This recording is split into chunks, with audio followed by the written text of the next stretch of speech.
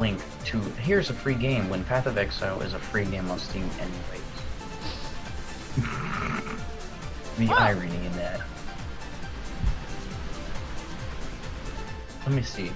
Yeah, free to play, download, as in it would be a third party game. Oh, you like management games, right? Define management game. StarCraft type of stuff. Oh, RTS, yes, I love RTS. Yes. Real-time strategy games. Whenever it goes on sale, don't pay full price for it. Oxygen is not included. What? It's awesome. Oh, now I remember Path of Exile and why it's in my wish list. It's like Diablo 3-esque, except it's free to play. Ah. Yeah. Yeah, you have cooldown abilities, health, and mana, and it's a top-down, but it's a really pretty looking... Yeah, fuck it, I'll download it. It's a tasteful top-down? What happened? Is it a tasteful top-down? Yeah, no, it looks pretty. Like, imagine StarCraft 2, except it's free. That's what this looks like right now. And if you've seen any gameplay of StarCraft 2, like, they did a really good job making that look really pretty. Yeah, I'll play this. It looks decent. Yeah, I'll download it. I think I've seen the first one. That was back in high school. I don't... Oh, cool. It's from Britain, so yeah, I know it's gonna be okay. So yeah, it's sure, Britain, man! No, I'm not kidding you. Anything out of Britain, I've found to be really good. I've seen some German games on the Greenland of Steam that they're really fucking good. You're gonna love the sound of this. You know what Japan's been recently posting to Steam for Greenlight? What? They're all SAO inspired, like an MMORPGs. All of them. Every game out of Japan, because I've seen everything with Japanese subtitles from the Steam Greenlight. It's an MMO. And it looks exactly like either Perfect World or SAO. Huh. It's fucking funny. I'm like, really, Japan? Can you make like a first-person shooter or something? Oh. Something? Japan, can you make something that requires aim and shooting, not just abilities and cooldowns? Because I love playing MMOs, but I've finally stuck to one that I like, and I don't want to play anything else other than Terra when it comes to playing MMO. Oh, so I finally figured something out today that I think it actually makes sense to me. I believe I finally discovered why I have not a bitter hatred, but just a very severe dislike of the Dark Souls series. It's pretty much a roguelike MMO, except it's the grindiest one out there. Like, the death penalty isn't even that harsh for me. Like, I've played it before and I died a lot, and I was like, I don't care if I can die. But it's the fact that if you die more than once, all the shit you just grinded, if you hadn't spent it already, is gone. Huh. Just gone. Because the death penalty for dying is all your souls drop on the ground, and if you don't recover it before dying again, they're gone. Ah. There is no recovery, they are gone. There is no bank for that game. There is nothing you can do besides investing those points either into consumables or abilities. Not abilities, or levels. Guess what happens if you invest those souls into levels? What? The game gets harder because now that you've leveled, everything else around you is leveled. Oh, it's one of those. Everything matches you. There's no grinding to beat the hell out of somebody. No, here's why I hate Dark Souls. There is no end to that game. You can beat the storyline and everything, but there is no max level and there is no max enemy to beat. You can literally play that game endlessly and there is no end. That's why I hate it. Bloodborne they actually gave an end to? Bloodborne actually is a roguelike MMO just like Dark Souls, except there is literally a start and an end. That's why it's so much more popular for PlayStation Network as opposed to Dark Souls being so popular. Because it has a start and end, it looks really pretty, and it plays like Dark Souls. And it looks kind of has a half-assed story at least. No, it has a legitimate story. Yeah. It actually does. Like because I didn't want to buy it because I don't have a PlayStation, but I'm gonna get Bloodborne when I get my PlayStation 4, and I say that even though I play PC like religiously, and you know that. But there's a reason I'm buying a PS4 now. You want to hear it? Because you can upgrade them and stuff like that and not have to buy a new Nope. one? Nope. I'm literally just going to buy one with like a 500 gig hard drive. Jack and Daxter collection's coming out later this Oh year. yeah, that's right. My In husband's 1080p. excited about it. Oh yeah, I'm beyond excited. I literally, like, the minute I heard just a whisper of it somewhere, checked it out, found an article, posted it on my Facebook, and literally only wrote for the post, buying a PS4 now. Like, you don't even understand. I'm gonna get a Jack tattoo at some point, or a Daxter tattoo. That was my first game I ever figured out everything. I can 100% all 3 games, and I can speedrun all 3 games within 2 hours. Ooh. And I've done it before on accident. You want to hear this? This is a great story. When I was in the army, I stayed over at a friend's house, and his 17-year-old son has a PS2, and he just got Jack and Daxter, and he wanted to try it. So I made a new account. I was showing him the basics, and he fell asleep. We started playing 1 o'clock in the morning. By 3 o'clock, I finished his account at 101%, because in Jack and Daxter, the original, there's a 101th power core that I've always looked for, but I never found. I figured out where it was. Now you had the power of the internet? Oh wait, you're not that. No, I didn't use the power of the internet. I finally, like, there's something I've always noticed in the game. The Red Sage is a lava pit map, and there's minecarts running around it. If you ride on top of the minecarts, you will notice there's one stalactite with one armored box. Armored boxes can only be broken by yellow eco. Yellow eco is the only thing that you can run into, charge up your eco meter, and then over time it'll dissipate within like 4 or 5 seconds, but you can shoot projectiles. So here's what you have to do to get this one. You have to go to the bottom of a chasm, pick up the only yellow eco vent available, speedrun up 3 fucking ledges, just make it in time to throw 1 bolt, and it hits it and breaks it. Oh. It is literally the Easter egg power core. Because it is the biggest pain in the dick to get.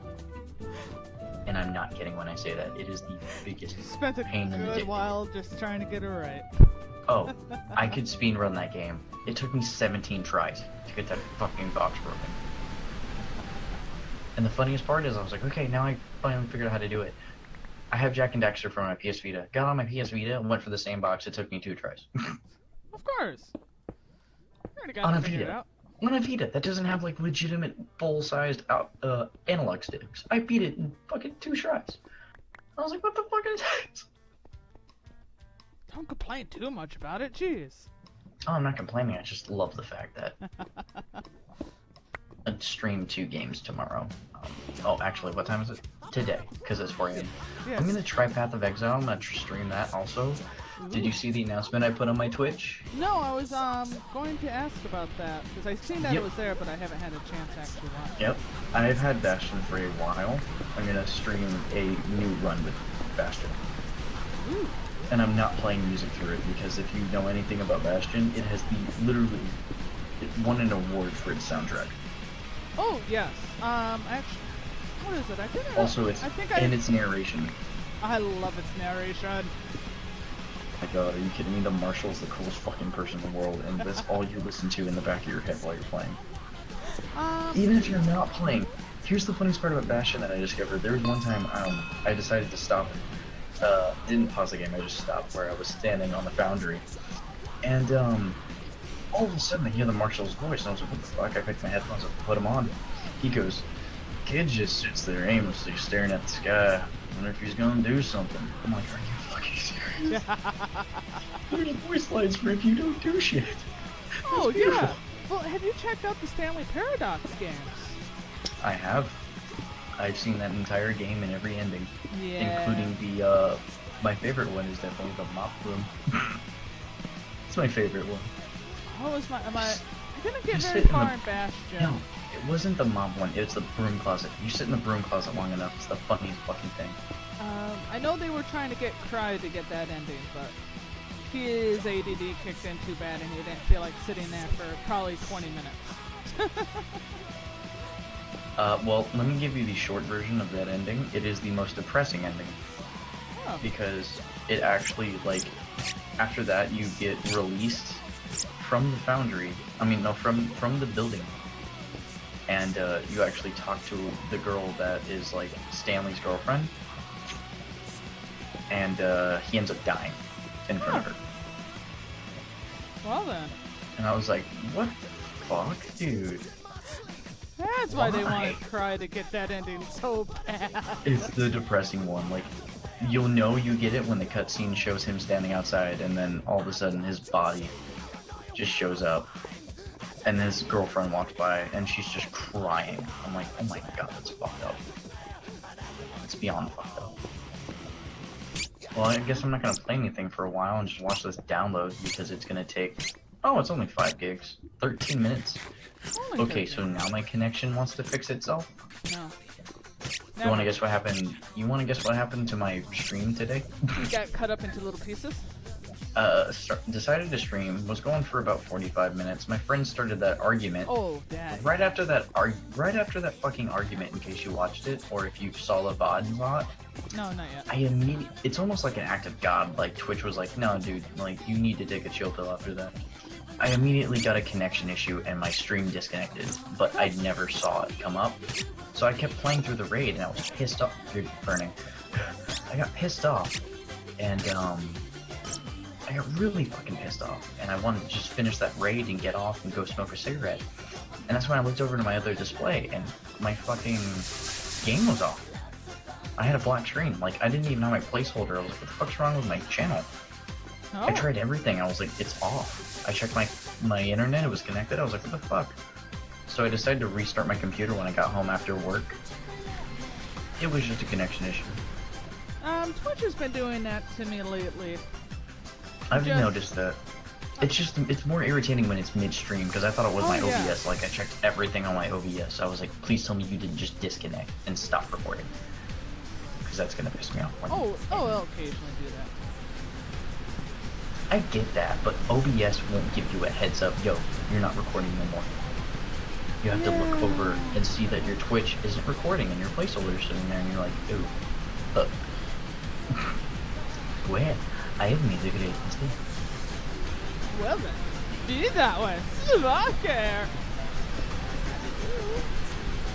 Yeah, so if you saw the overlay, it's really basic. I didn't want to make anything too complicated. But I figured out how to make it. So, what's your screen dimensions if you wanted me to make you a custom one for you? Everybody can listen to Russian water. Oh, here's the funnest part. Did you notice the avatar I have in the bottom right of my screen? Yeah. You want to guess what that is?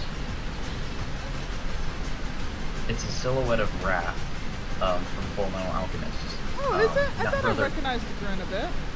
Not Brotherhood, but Wrath from Full Metal Alchemist. Yeah, And guess what I had to do for most of that? It was a rough photo. I freehand most of the touch-up work on that with Photoshop, and I made it look really good. That's why I didn't want to like cut too closely on it to make the really pretty outline without anything coming out of it. I just decided to cut around him with the red background I had for touching it up, and that's why I left it. So I could just, because I finished it and I was like, I really want to test what the UI looks like. And I looked at the stream and I decided to like just throw it on OBS and then like run Rocket League to see how it looked. I was like crying happy because I was like, it looks so pretty and I made it myself. It's mine and all mine and nobody else's. This is my overlay. There might be many like it, but this one is mine. I do have a question though, because I decided to do it and I like the look of it. Do you want to put your name or your nickname on your stream? I've been on the fence about doing something like that. I decided to do it just because of the fact that, my Twitch username is 4X's and Wrath, but my nickname is Wrath. So I just wanted my name up there.